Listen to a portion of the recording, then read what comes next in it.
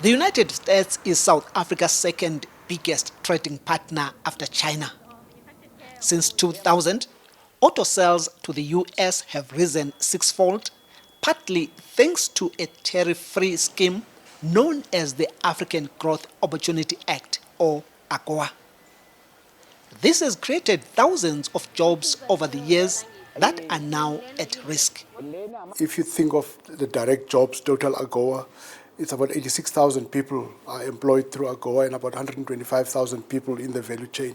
So it is big. But if you look at the auto industry, as I mentioned, the third biggest, so it's going to have a huge knock-on effect on the country if we were not able to renew AGOA, because it makes our vehicles more affordable to the consumers in the United States. About 6% of South Africa's agricultural exports were sent to the American market last year. Nearly 80% of citrus produced by farmers in the Western Cape province is exported to the US. And there are fears that the local wine industry could also be battered since it's the country's fourth largest.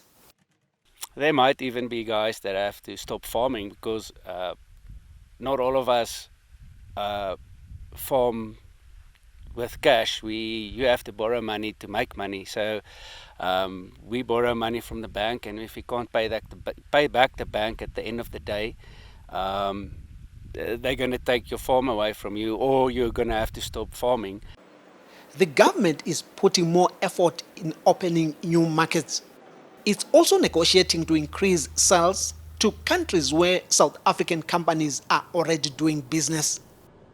We need to be looking at other markets. And by definition of being an African country with the Africa Continental Free Trade Area, we've got to see how we open up the rest of the continent, because we've got a very progressive, a very positive tariff-free opportunity with the rest of the African continent. South Africa exported goods worth $14.6 billion to the US last year, but this figure could soon fall catastrophically. South Africa's unemployment rate already stands at nearly 33%. The Reserve Bank now estimates that more than 100,000 jobs could be lost to the US tariffs, which analysts fear may triple once those in the value chain get affected.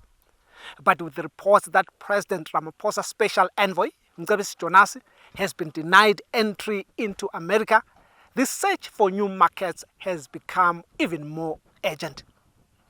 Thuso Khumalo, TRT World, Johannesburg, South Africa.